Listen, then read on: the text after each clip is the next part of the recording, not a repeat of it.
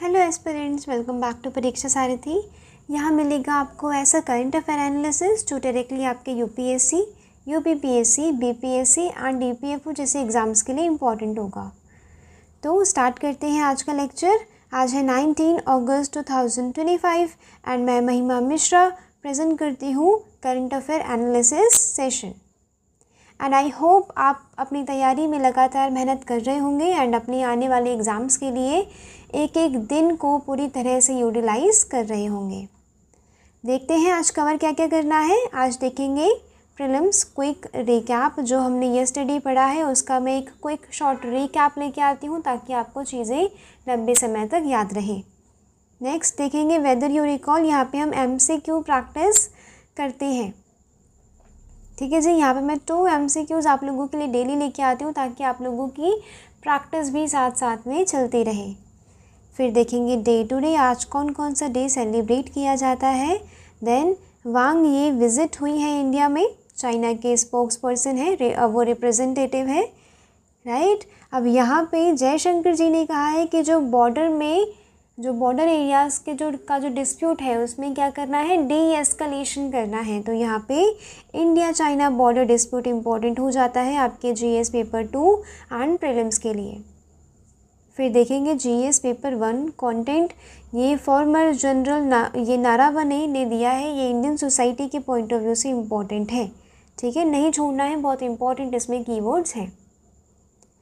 Next creamy layer equivalence में एक must read editorial आया है, याद रखेंगे। ठीक है, ध्यान रखेंगे, पढ़ेंगे उसे अच्छे से, जो चीज़ें काम की हैं वो पढ़ेंगे। न्यू वर्ड्स मिले हैं जो कैम्ब्रिज डिक्शनरी में न्यू वर्ड्स ऐड किए गए हैं। ठीक है, पढ़ लेंगे।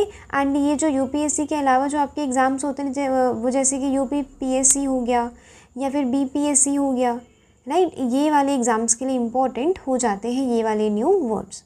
देन देखेंगे PIB क्रिस्प, हम डेली PIB क्रिस्प कवर करते हैं क्योंकि PIB में भी इम्पॉर्टेंट न्यूज़ आती है। उसके बाद देखेंगे मैपिंग में आजकल हम क्या कर रहे हैं, माउंटेन्स, तो आज हम देखेंगे पेनिनसुलर इंडिया के माउंटेन्स। उसके बाद देखेंगे वोकैब भी आपके EPFO जैसे एग्ज़ाम्स के लिए इम्पॉर्टेंट हो जाती है।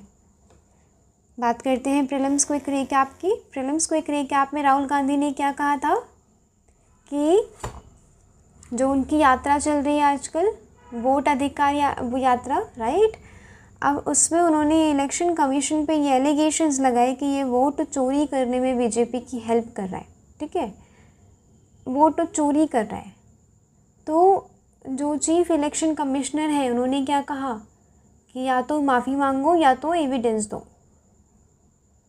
हमारे लिए क्या इम्पोर्टेंट है, जो बिहार में स्पेशल इंटेंसिव रिवीजन चल रहा है, this is important for our exam. क्या है ये एक focused time bound house to house voters है, वेरिफिकेशन। ठीक है, यहाँ पे घर घर जाके बूथ लेवल ऑफिसर्स यहाँ पे वोटर्स को वेरीफाई करेंगे एंड देन वोटर लिस्ट को अपडेट किया जाएगा, मॉडिफाई किया जाएगा, एक नई वोटर लिस्ट बनाई जाएगी। क्या पढ़ा था important, article 324 election commission of India, इसके पास क्या पावर है, सुपरवाइज करे एंड कंट्रोल करे इलेक्टोरल रोल्स की। ठीक है, इलेक्शंस की। आर्टिकल 326 वही कहता है यूनिवर्सल एडल्ट सफराज या सफरेज भी कहते हैं। यहाँ पे क्या है, 18 अबव को अनलेस अगर वो लॉ के द्वारा नहीं मना किया गया है किसी, तो ठीक है, यहाँ पे वोटिंग का अधिकार है 18 अबव को। एक फैक्ट देखा था, बिहार पहला इंडियन स्टेट बना है to pilot mobile e-voting in municipal polls. ठीक है, म्यूनिसिपल याद रखेंगे, 1 लाइनर फैक्ट भी पूछे जाते हैं। ठीक है, फर्स्ट इंडियन स्टेट बना है जिसने मोबाइल ई-वोटिंग को यूज़ करवाया है इन म्यूनिसिपल पोल्स वाया ई-सेकभर ऐप है उनकी। ठीक है जी, इस ऐप के थ्रू म्यूनिसिपल पोल्स में वोट किया गया। इलेक्शन कमीशन के बारे में हमने पढ़ा था, कॉन्स्टिट्यूशनल बॉडी है, यानी कि कॉन्स्टिट्यूशन में इसका मेंशन आर्टिकल है पहले से। कौन सा आर्टिकल है, आर्टिकल 324। काम क्या है इसका, ये इलेक्शंस कंडक्ट करवाता है। पार्लियामेंट के state legislature, president and vice president. Composition क्या है? 3 मेंबर्स हैं। एक है चीफ इलेक्शन कमिश्नर एंड जो 2 अदर है ये क्या है? Other election commissioners. इनका टेन्योर है 6 साल या फिर 65 साल तक की एज तक। ठीक है, जो भी जल्दी हो जाए, जैसे कि अगर 65 साल तक की एज होगी तो भी रिटायर होंगे एंड 6 साल कंप्लीट कर दिए तो भी उन्हें पद से हटाया जाएगा। Removal chief election commissioner, same जैसे कि सुप्रीम कोर्ट के जज रिमूव किए जाते हैं ना, वैसे ही उसी मैनर में, उसी ग्राउंड में रिमूव किया जाएगा चीफ इलेक्शन कमिश्नर को। और बाकी जो अदर इलेक्शन कमिश्नर्स हैं उन्हें CEC यानी कि चीफ इलेक्शन कमिश्नर्स की रिकमेंडेशन पे रिमूव किया जाएगा। एडवाइजरी रूल है, रिप्रेजेंटेशन ऑफ पीपल एक्ट के तहत जो भी डिस्क्वालिफिकेशन होती है ना, ये प्रेसिडेंट एंड गवर्नर को एडवाइज़ करते हैं इलेक्शन कमीशन। ठीक है, एडवाइज़ करते हैं कि इस मेंबर को डिस्क्वालीफाई करना चाहिए या नहीं under representation of people's act of 1951। याद रखेंगे। ठीक है, मॉडल कोड ऑफ कंडक्ट ये लगाते हैं जिसे क्या कहते हैं? आचार संहिता। इलेक्शन के टाइम के आसपास होता है ना। ये एक मल्टी मेंबर कमीशन है 1989 से। उससे पहले क्या था? सिंगल मेंबर कमीशन था, 1 मेंबर। अब क्या है? Multi member. यहाँ पे 3 है, उससे ज़्यादा हो सकते हैं। ठीक है, अभी कितने हैं? 3 हैं सिर्फ। नेक्स्ट हमने क्या देखा था? Uttarakhand to propose bill to extend minority rights beyond Muslims. ठीक है, मुस्लिम्स के बियॉन्ड माइनॉरिटीज़ राइट को एक्सटेंड करना है। एंड यहाँ पे मदरसा को हार्म हो रहा है। ठीक है, ऐसा जो भी मुस्लिम जो भी पार्टीज़ हैं उत्तराखंड में एंड पूरे नेशन में, वो क्या सोच रही हैं कि यहाँ पे मदरसा को हार्म हो रहा है, क्योंकि मदरसा से कि जो एडमिनिस्ट्रेशन एंड मैनेजमेंट करने वाली जो राइट्स हैं ना, वो लिए जा रहे हैं एंड प्रोवाइड किए जा रहे हैं to the other communities also. यहाँ पे हमने देखा था आर्टिकल 26 एंड 30। यहाँ पे हम बहुत ही इम्पोर्टेंट क्रिस्प पढ़ेंगे। ठीक है, प्रीलिम्स से रिलेटेड ये सारी चीज़ें हम कल पढ़ चुके हैं डिटेल में। अगर आपको ये चीज़ डिटेल में पढ़नी है तो आप कल वाली वीडियो देखिएगा। ठीक है, आर्टिकल 26 एंड 30 इसमें क्या है? 2 माइनॉरिटीज़ को रिकॉग्नाइज़ किया गया है, उनके अधिकारों को रिकॉग्नाइज़ किया गया है, अल्पसंख्यकों के अधिकारों को। किस प्रकार के अल्पसंख्यक होते हैं हमारी कंट्री में? रिलीजियस, पहला है जी रिलीजियस, दूसरा है लिंग्विस्टिक माइनॉरिटीज़।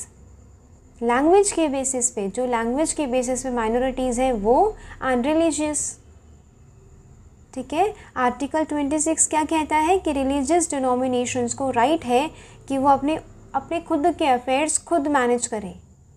रिलीजियस डिनोमिनेशन बताया था कल मैंने आपको, क्या होता है ये? एक organisation, distinctive name, distinctive faith होगा, सिंबल होगा and large number of people are following that faith. Right, ये हो गया रिलीजियस डिनोमिनेशन।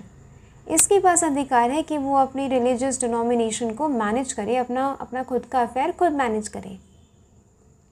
एंड आर्टिकल 30 क्या कहता है? ये भी अल्पसंख्यकों को अधिकार देता है कि आप इस्टेब्लिश करिए एंड एडमिनिस्ट्रेट करिए एजुकेशनल इंस्टीट्यूशन। अल्पसंख्यक जैसे कि बुद्धिस्ट है। राइट, अब बुद्धिस्ट लोग क्या करेंगे? ये लोग अपने इंस्टीट्यूशंस को इस्टेब्लिश कर सकते हैं। गुरुकुल्स वगैरह होते होंगे, वो राइट होते हैं, तो यहाँ पे गुरुकुल्स वगैरह इस्टेब्लिश कर सकते हैं, खुद के एजुकेशनल इंस्टीट्यूशंस ये लोग इस्टेब्लिश कर सकते हैं, but subject to public order, morality and health.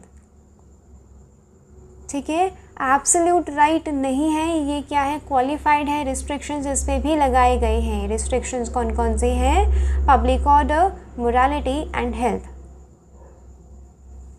Next हमने क्या पढ़ा था भाई? जेलीफिश के बारे में। जेलीफिश फ्रांस में एक न्यूक्लियर पावर प्लांट, एक बहुत ही famous and largest nuclear power plant है, उसके पाइप में क्लॉगिंग कर देती है। ठीक है, फंस जाती है एंड क्लॉगिंग कर देती है, जिस वजह से न्यूक्लियर पावर प्लांट को वाटर नहीं प्रोवाइड किया जा सकता एंड जिस वजह से न्यूक्लियर पावर प्लांट को बंद कर दिया गया टेम्परली, राइट। अब जेलीफिश के बारे में हमने पढ़ा था क्योंकि वो तो न्यूज़ थी। अब यहाँ पे जेलीफिश के बारे में पढ़ना साइंस एंड टेक के पॉइंट ऑफ व्यू से इम्पॉर्टेंट है, स्पेशली जनरल साइंस, ठीक है। Jellyfish belong to phylum cnidaria. ये मरीन इनवर्टेब्रेट्स है, यानी कि कोई ब्रेन नहीं और ये बोन नहीं एंड हार्ट नहीं।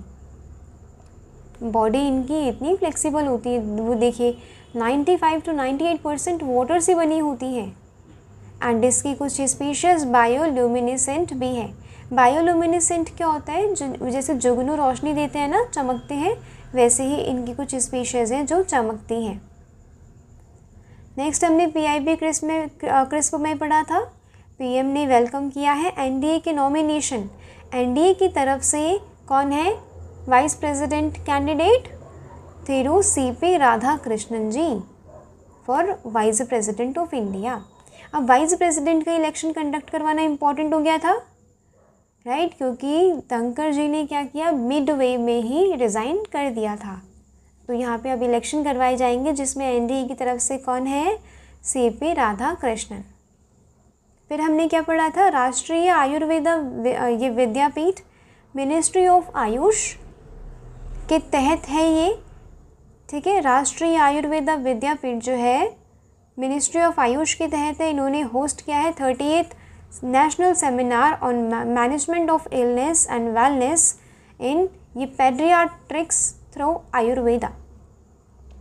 याद रखेंगे, जो राष्ट्रीय आयुर्वेदा विद्यापीठ है किसके अंडर है? Ministry of health and family welfare पे मत चले जाइएगा, ठीक है, ये मिनिस्ट्री ऑफ आयुष के अंडर है। Next, Mumbai to host waterways to wonder. यहाँ पे क्रूज़ टूरिज़्म को बढ़ाने के लिए ऑर्गेनाइज किया गया है मुंबई के द्वारा वाटरवेज टू वंडर प्रोग्राम, ठीक है। याद रखेंगे, इतना सा याद रखना है, कुछ मैं ज़्यादा टफ नहीं देती हूँ आप लोगों को, ठीक है। जो इम्पोर्टेंट होता है, अगर वो टफ भी निकले तो वो भी पढ़ना इम्पोर्टेंट है, इसीलिए मैं देती हूँ अगर कुछ टफ होता है तो।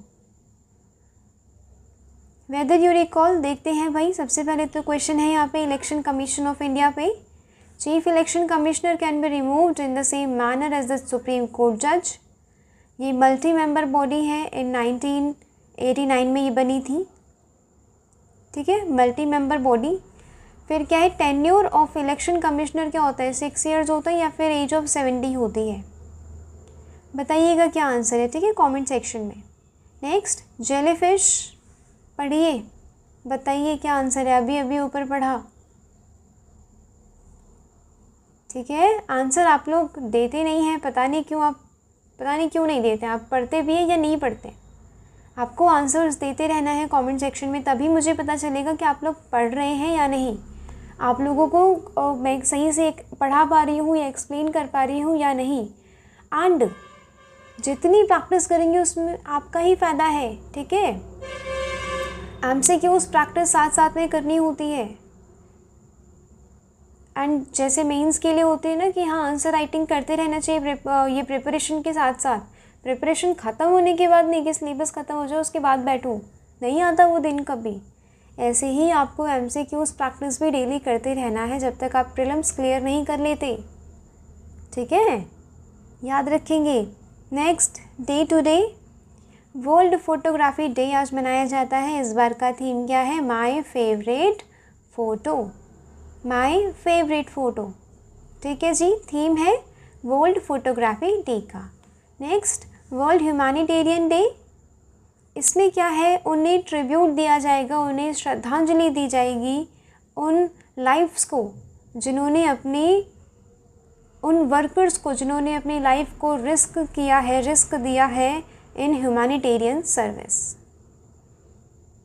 जैसे कि कहीं पे को वो हो जाता है, ठीक है, जैसे कि अफ़गानिस्तान में हुआ, तो अफ़गानिस्तान में जितने भी ह्यूमैनिटेरियन एड गए थे, काफ़ी डेंजरस सिचुएशन थी वो, राइट। तो यहाँ पे जिन्होंने अपनी लाइफ्स को रिस्क में रखा है, एंड जैसे कि अभी इजराइल पैलेस्तीन का चल रहा है, वो रिस्क है ना, वो उनकी लाइफ पे भी जो भी वर्कर्स हैं ह्यूमैनिटेरियन एड दे रहे हैं, तो यहाँ पे उन्हीं को ट्रिब्यूट दिया जाता है। थीम क्या है इस बार का? Strengthening global solidarity and empowering local communities, यानी कि ग्लोबल सॉलिडारिटी को स्ट्रेंथन करेंगे, ग्लोबल जो भी साझापन है, ठीक है, उसे स्ट्रेंथन करेंगे एंड लोकल कम्युनिटीज़ को एम्पावर करेंगे। संस्कृत दिवस 19 अगस्त मनाया जाता है। आज है विश्व संस्कृत दिनम। ये एनुअल इवेंट है जो फोकस करता है ancient Indian language of Sanskrit. ये संस्कृत को क्या कहते हैं? Mother of all languages, right. इस बार की थीम क्या है? Sanskrit a timeless knowledge of culture and, ये knowledge and culture, a timeless language of knowledge and culture, याद रखेंगे। चलिए जी, फर्स्ट न्यूज़ से स्टार्ट करते हैं। वांग यी विजिट इंडिया। जयशंकर जी ने कहा है कि यहाँ पे डी एस्केलेशन प्रोसेस को आगे बढ़ना चाहिए। डी एस्केलेशन प्रोसेस बेसिकली जब डिस्प्यूट होता है तो आसपास के सैनिक ना इस कंट्री के भी उस कंट्री के भी आसपास बाउंड्री पे ही रहते हैं। बाउंड्री पे उनका रहना ज़रूरी भी है, बट बेसिकली वो डिस्प्यूट एरियाज़ में रहते हैं, वो डिस्प्यूटेड, तो लड़ाई वहाँ पे कभी भी हो सकती है, जैसे कि गलवान वैली क्लैश हुआ, ठीक है। यहाँ पे कह रहे हैं डी एस्केलेशन होना चाहिए लाइन ऑफ कंट्रोल, जो लाइन ऑफ एक्चुअल कंट्रोल है उसके आसपास। डी एस्केलेशन मतलब क्या होता है? जब हम एंगेजमेंट के थ्रू डिप्लोमेटिक ये strategic interest with the countries, जो भी डिप्लोमेटिक रिलेशंस होते हैं उनके थ्रू हम क्या करते हैं? बाउंड्री डिस्प्यूट को अभी थोड़ा विराम देते हैं, ठीक है, थोड़ा आराम देते हैं, इसे कहते हैं डी एस्केलेशन, ठीक है जी। यहाँ पे जी जो जयशंकर जी हैं इन्होंने क्या अंडरलाइन किया है कि डी एस्केलेशन प्रोसेस आगे बढ़ना चाहिए। ये फर्स्ट विजिट है बाय चाइनीज़ मिनिस्टर। चाइना के जो एक्सटर्नल मिनिस्टर हैं वो आए हैं। Since Modi and Chinese president Xi Jinping met in BRICS leader summit. BRICS की समिट हुई थी जिसके कौन कौन से मेंबर्स हैं? चाइना भी है एंड इंडिया भी है, ठीक है। यहाँ पे इन्होंने क्या किया? रशिया में हुई थी ब्रिक्स की मीटिंग 2024 की। कहाँ हुई थी? कज़ान में, याद रखेंगे, ठीक है। इम्पॉर्टेंट सिटी हो जाती है कज़ान। रशिया की कज़ान में 2024 का ब्रिक्स समिट हुआ था, जहाँ पे चाइनीज़ प्रेसिडेंट एंड इंडिया के पीएम ने मुलाकात की थी। इसके बाद ये पहली विज़िट है, ठीक है जी। देखते हैं India China border dispute. Border कितना है? अराउंड, जो हम मानते हैं बॉर्डर 3488 किलोमीटर बॉर्डर है। क्लियरली डेमार्केटेड नहीं है, यानी कि क्लियरली बाउंड्री नहीं डिमार्केट की गई है, ठीक है। अब हम कुछ मानते हैं, चाइनीज़ प्रेसिडेंट कुछ मानते हैं, ठीक है। LAC that came into existence after जब 1962 में इंडिया चाइना वॉर हुई थी, उसके बाद लाइन ऑफ एक्चुअल कंट्रोल को बनाया गया था, और ये भी म्यूचुअली नहीं है, ठीक है। नो म्यूचुअली एग्रीड लाइन, यानी कि लाइन ऑफ कंट्रोल तो है, बट यहाँ पे चाइना हमारा एरिया क्लेम करता है ना, तो कोई म्यूचुअली एग्रीड नहीं है। डेमार्केशन सेपरेट करता है इंडिया कंट्रोल्ड ये territory from Chinese controlled territory. हम क्या मानते हैं? हम मानते हैं 3488 किलोमीटर लॉन्ग बॉर्डर, और वहीं चाइना क्या कंसिडर करता है? 2000, यानी कि कितना सारा हिस्सा वो अपनी टेरिटरी में देखता है। यहाँ पे 3 सेक्टर्स हैं। वेस्टर्न सेक्टर लद्दाख में, ठीक है, लद्दाख वाले एरिया में, जम्मू कश्मीर, लद्दाख। जॉनसन लाइन यहाँ पे प्रपोज की गई थी बाय ब्रिटिश इन 1860, जिसने अस्काई चीन को princely state of Jammu Kashmir के अंडर रखा था। अब चाइना ये काहे मानेगा? चाइना मानेगा ही नहीं। China does not recognise Johnson line and claim करता है MC डोनाल्ड, यानी कि मैकडोनाल्ड भी कहते हैं इसे, राइट। ये मैकडोनाल्ड लाइन को क्लेम करता है, जिसके अंडर ये जो अक्साई चीन है ये उसके कंट्रोल में हो जाता है, ठीक है। यहाँ पे देखेंगे दिस इज यहाँ पे मिलेगा अक्साई चीन, यहाँ तक चाइना अपना कंट्रोल कहता है। ठीक है जी, याद रखेंगे, थोड़ा बहुत ये रिवाइज करना इम्पोर्टेंट हो जाता है। फिर आता है middle sector, Uttarakhand and Himachal Pradesh. ये उतना डिस्प्यूटेड नहीं है, लार्जली अनडिस्प्यूटेड एरिया है and only sector where India and China ने एक्सचेंज किया है मैप्स एंड एग्री करते हैं, ब्रॉडली एग्री करते हैं, कोई फॉर्मल डेमार्केशन नहीं है जबकि। ठीक है, फिर भी दोनों कंट्रीज़ यहाँ पे एग्री कर रही हैं। ये वाला एरिया हिमाचल प्रदेश एंड उत्तराखंड, ये वाला एरिया पे ना, ठीक है, चाइना भी एग्री करता है और इंडिया भी एग्री करता है। फिर दिक्कत आती है यहाँ पे ईस्टर्न सेक्टर पे, अरुणाचल प्रदेश एंड सिक्किम पे। Disputed boundary in this sector over McMahon line बोलेंगे, McMahon line in Arunachal Pradesh. Decide किया गया था इन 1914 शिमला कन्वेंशन में, जहाँ पर कुछ रिप्रेजेंटेटिव्स आए थे, ब्रिटिश इंडिया, चाइना, तिब्बत के रिप्रेजेंटेटिव्स आए थे शिमला में। अब चाइना ये मैकमोहन लाइन को भी रिजेक्ट करता है और हमारे पूरे अरुणाचल प्रदेश को अपना एरिया बताता है। ये दिख रहा है यहाँ पे, ये वाला एरिया देखिए, पूरे के पूरे अरुणाचल प्रदेश को अपना एरिया बताता है वो।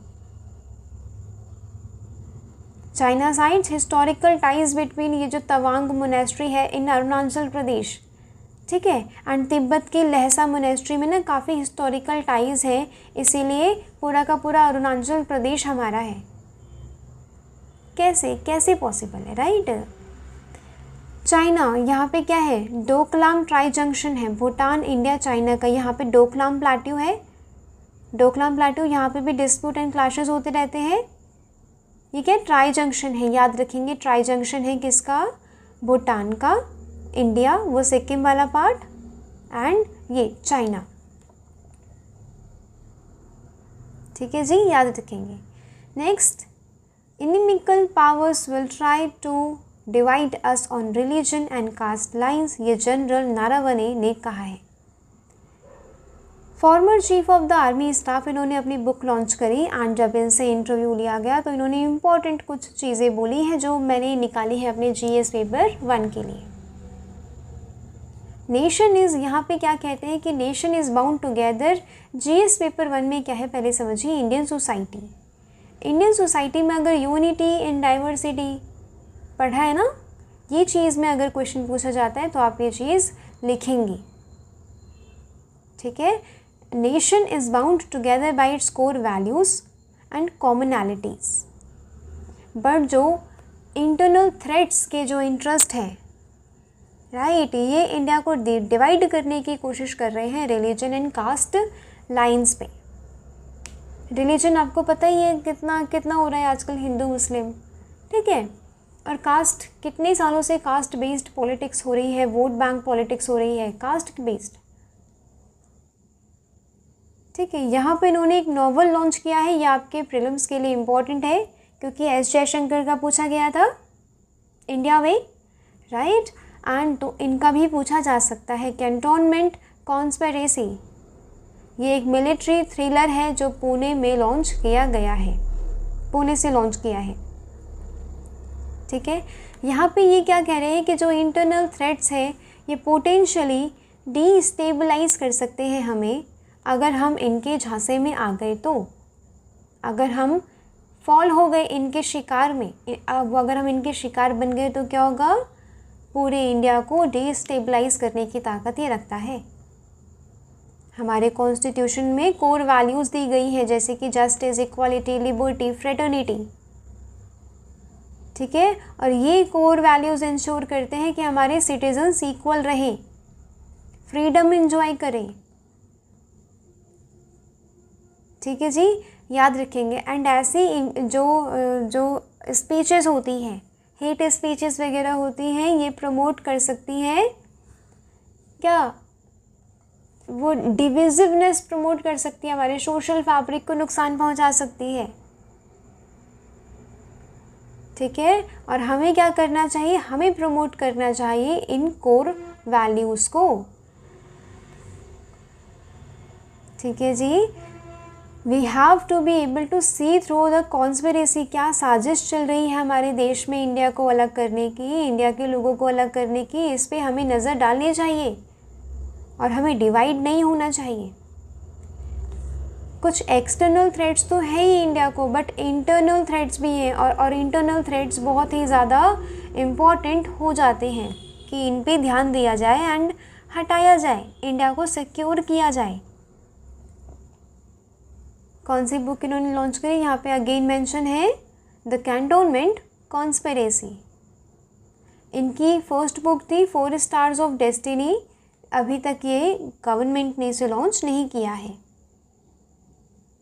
इस बुक में क्या है, आर्मीज 2020 बॉर्डर क्लैशेस, ये गलवान वैली का हुआ था, ठीक है।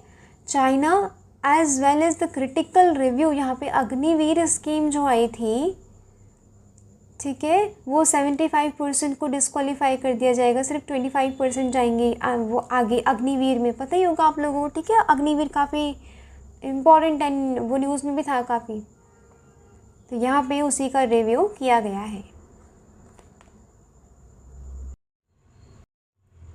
नेक्स्ट क्या है जी, creamy layer equivalence. Creamy layer पता है आपको, ओबीसी कोटा इंट्रोड्यूस किया गया था मंडल कमीशन के द्वारा, लक्ष्मीकांत में मेंशन है अच्छे से, ठीक है। फिर इंदिरा सोनी केस में क्या हुआ, क्रीमी लेयर को इंट्रोड्यूस किया गया।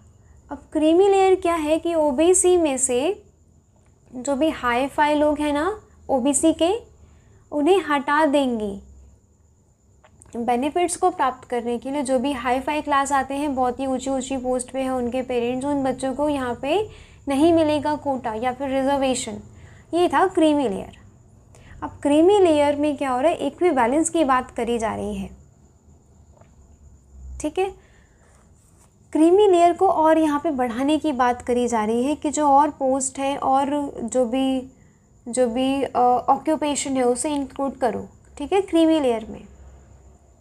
Across a range of jobs at central and state government organisation, public sector enterprises and universities, यहाँ पे जो कोटा दिया जाता था, इसे क्रीमी लेयर में क्या करो, इक्विवेलेंस लेके आओ। यहाँ पे क्या है, the effort is to ensure fairness and uniformity among candidates who are eligible for reservation. Reservation के लिए जितने भी ओबीसी कैंडिडेट एलिजिबल हैं, उनमें क्या एक यूनिफॉर्मिटी लेके आई जाए, यानी कि ये वाले बहुत अमीर हो गए, वो ठीक है, मतलब क्रीमी लेयर के अंडर आते हैं, ये वाले क्या है, गरीब भी हैं and social and economic background में गरीब हैं, राइट। अब यहाँ पे क्या होगा, इन्हें नहीं दिया जाएगा बेनिफिट। इक्विवेलेंस में बेसिकली इक्विटी यहाँ पे इक्वल किया जाएगा, बात समझ आ रही है, ऐसा। Remove certain anomalies that have arisen in this regard from circulars issued over the years by department of personnel and training. यहाँ पे क्या है, concept of creamy layer introduce किया गया था इंदिरा साहनी के केस में of union of India. Supreme court ने अपहेल्ड किया था गवर्नमेंट का डिसीजन टू इम्प्लीमेंट, किसके रिकमेंडेशन को इम्प्लीमेंट करने का वो था डिसीजन, मंडल कमीशन। बट यहाँ पे इन्होंने कहा कि जो एफ्लुएंट सेक्शन है फ्रॉम सोशली एंड एजुकेशनल, जो भी बैकवर्ड क्लासेस से, ठीक है, ओबीसी से जितने भी एफ्लुएंट सेक्शन है, इन्हें क्रीमी लेयर में रखा जाएगा। क्रीमी लेयर मीन्स वो मस्का वाले लेयर, ठीक है, मस्ट बी एक्सक्लूडेड फ्रॉम जो ये जॉब कोटास से उन्हें एक्सक्लूड किया जाएगा जो काफ़ी एफ्लुएंट है अंडर ओबीसी। यहाँ पे क्या है, सर्कुलर्स यहाँ पे इश्यू किए गए एंड कहा गया son and daughters of high constitutional functionaries, बहुत ही ऊंचे पद पे उनकी सरकारी नौकरी है, पीएसयूज, आर्म्ड फोर्सेस के बच्चे हो गए, ये प्रोफेशनल क्लास या फिर ट्रेड एंड इंडस्ट्री के हो गए, या फिर प्रॉपर्टी ओनर्स के हो गए, इन्हें इनकम एंड वेल्थ टेस्ट में रखा जाएगा, इन्हें क्रीमी लेयर में रखा जाएगा। यहाँ पे ग्रुप ए क्लास 1 के गवर्नमेंट जॉब के हो गए, ठीक है। और यहाँ पे वो जिनके पेरेंट्स ग्रुप ए में प्रमोट कर दिए गए हैं बिफोर द एज ऑफ 40, ये एलिजिबल नहीं होंगे ये ओबीसी कोटा के लिए। ग्रुप बी को भी यहाँ पे इंक्लूड किया गया है। Children of the armed forces officials only up to the rank of lieutenant colonel could avail of the quota. यहाँ पे क्या है, एक सीलिंग, एक इनकम सीलिंग लिमिट रखी गई है। पहले क्या थी, 1 लाख, जैसे कि जो आउटसाइड गवर्नमेंट सेक्टर है ना, उनके लिए एक इनकम लिमिट रखी गई है। पहले क्या थी, 1 लाख, अब इसे बढ़ा के 8 लाख कर दिया गया है सिंस 2017। अब यहाँ पे यहाँ पे कुछ नहीं है, ये सिर्फ लिखा है जो भी नोटिफिकेशन इश्यू किए गए हैं department of personnel and training के द्वारा, ठीक है, जो अपने काम का नहीं है। अपने लिए काम का क्या है, अब जो प्रपोज हो रहे हैं चेंजेस वो काम के हैं। Some of the issues in the proposal to establish equivalence, कुछ यहाँ पे इश्यूज फेस किए जा रहे हैं। Since the salaries of the universities teachers and from assistant professor upward typically start from level 10। ये इक्विवेलेंट है किसके, ग्रुप ए पोस्ट के इन द गवर्नमेंट, ठीक है, जो भी असिस्टेंट प्रोफेसर्स होते हैं। It has been propose that the children of the university teacher, क्या इसे क्रीमी लेयर प्रपोज किया जाए या नहीं। Central and the autonomous and the statutory bodies में इक्विवेलेंस लाया जाए with the central government officials depending on the level, group, pay scale कितना है, उसके बेसिस पे यहाँ पे उन्हें क्रीमी लेयर पे रखा जाए। नॉन टीचिंग स्टाफ्स है यूनिवर्सिटीज़ के, उन्हें भी यहाँ पे क्रीमी लेयर में रखने के लिए बात हो रही है, ठीक है जी। It is proposed that all executive level positions in the state PSUs, all जितने भी एग्जीक्यूटिव लेवल की पोजीशंस होंगी उन सबको क्रीमी लेयर में रखा जाएगा। यहाँ पे गवर्नमेंट एडेड जो इंस्टीट्यूशंस होते हैं विच usually follow the service condition and पे स्केल्स ऑफ सेंट्रल और रिस्पेक्टिव स्टेट गवर्नमेंट्स, इन्हें भी क्रीमी लेयर में रखा जाएगा, ठीक है जी। ध्यान रखेंगे ये अभी अमेंडमेंट्स प्रपोज किए जा रहे हैं, जब ये पूरी इसकी जो भी फाइनल वर्डिक्ट है वो आ जाती है तब मैं इसे दोबारा से कवर करूँगी, फिर हम दोबारा से इसका रिवीजन करेंगे। नेक्स्ट न्यूज़, यहाँ पे कुछ वर्ड्स को ऐड किया गया है कैम्ब्रिज डिक्शनरी में। कौन कौन से ही हैं, ट्रेडवाइफ्स, डेलुलू, ठीक है, ऐसे कुछ वर्ड्स यहाँ पे ऐड किए गए हैं। इनकी मीनिंग पढ़ना इम्पॉर्टेंट है, ठीक है, क्योंकि न्यू वर्ड्स हैं, कहीं भी किसी भी एग्ज़ाम में पूछे जा सकते हैं, competitive exam, objective type. Trade wife क्या है, ये ट्रेडिशनल वाइफ से आती है बेसिकली। ट्रेडिशनल वाइफ्स जो अपने ट्रेडिशनल रोल में होती है, एक बिल्कुल perfect wife and perfect mother, ठीक है, ये आपको इंटरनेट में देखी होगी कभी कुकिंग करते हुए, ठीक है, एंड बच्चों को संभालते हुए, एक बिल्कुल परफेक्ट होम में रहते हुए, ठीक है। एंड उनके हस्बैंड प्रिज्यूमली ये एज्यूम किया जाता है कि वो अर्न कर रहे हैं मनी आउटसाइड। फिर नेक्स्ट, और उसके अलावा कुछ मेंशन, कुछ इंपॉर्टेंट नहीं है, ठीक है। यहाँ पे दूसरा क्या है, ब्रोलिगैर्क्स। ब्रोलिगैर्क्स मतलब क्या होता है, combination of bro and oligarch. यहाँ पे कुछ टेक ब्रोज हैं which who are rich and successful member of the tech world, इसीलिए बहुत ही सक्सेसफुल हैं, रिच हैं, एंड उन्होंने क्या किया है, थोड़ी बहुत मोनोपोली वो लोग लेके आए हैं, 2 ब्रदर्स, उसे क्या बोलेंगे, ब्रोलिगार्क, ठीक है जी। Delulu is a short for delusion. Delusion मतलब क्या होता है, जब हम रियलिटी से थोड़े इग्नोरेंट हो जाते हैं, ठीक है, उसे क्या बोलेंगे, डेलुलू।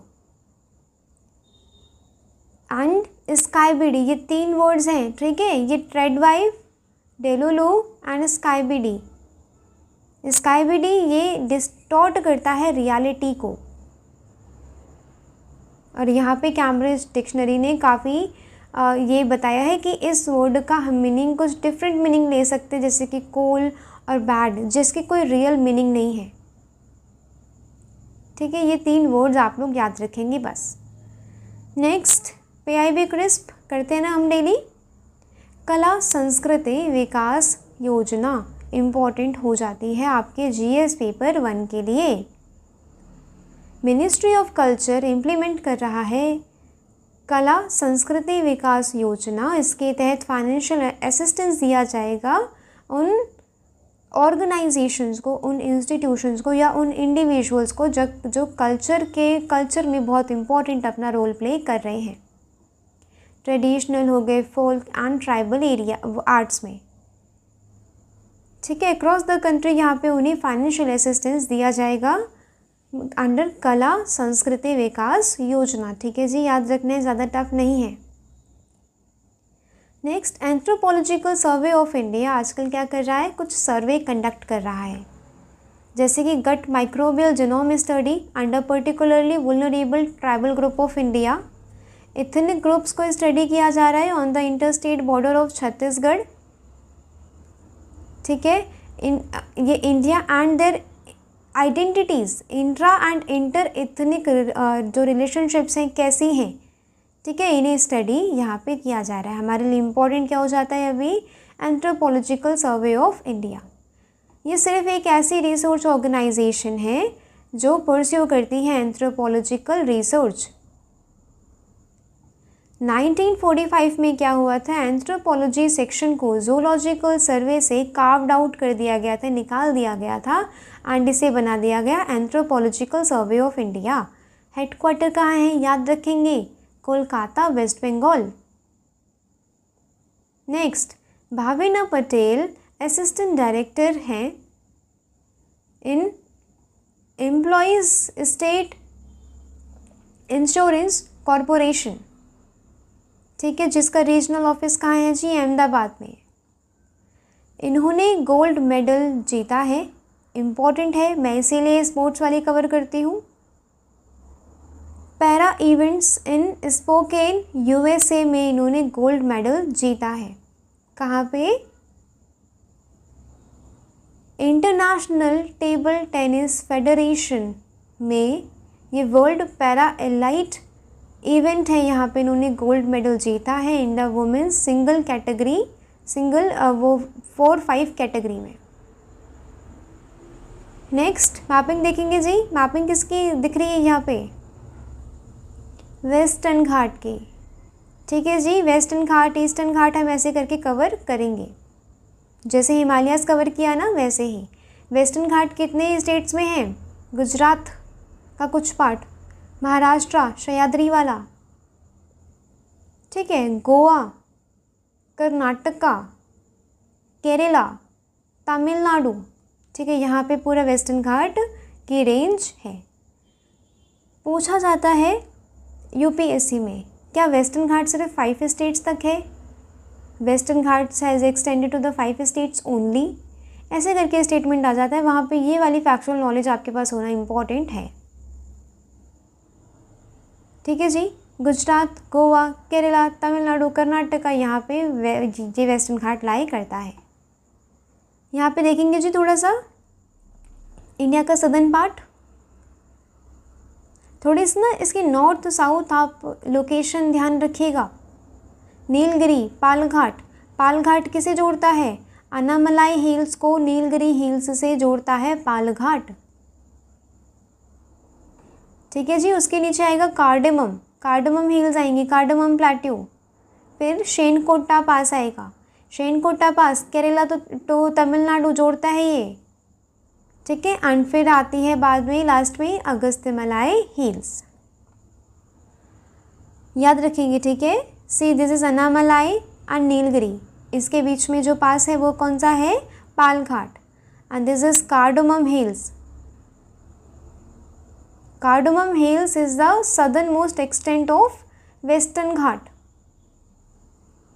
याद रखेंगे। ठीक है, पेनिनसुलर प्लेट्यू भी पढ़ना इंपॉर्टेंट है, जैसे मैंने अभी क्या हिमालयाज़ कवर किया, अरावली कवर किया, सेंट्रल प्लेट्यू जो इंडिया का कवर किया, दक्कन प्लेट्यू कवर किया, तो ऐसे धीरे धीरे ये ईस्टर्न घाट, वेस्टर्न घाट जितने भी हिल्स है करनी इम्पॉर्टेंट है। वेस्टर्न घाट को सह्याद्री माउंटेन्स भी कहते हैं। ये पैरेलल है to the India's western coast. ठीक है जी, इंडिया के वेस्टर्न कोस्ट में ये क्या है, पैरेलल है। ये अप्रॉक्सीमेटली 1600 किलोमीटर्स तक ये स्ट्रेच करता है।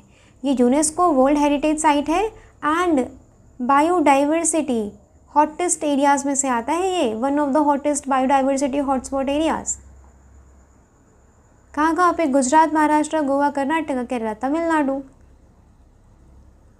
ये रेंज इंटरप्ट कर दी जाती है बाय पालघाट गैप।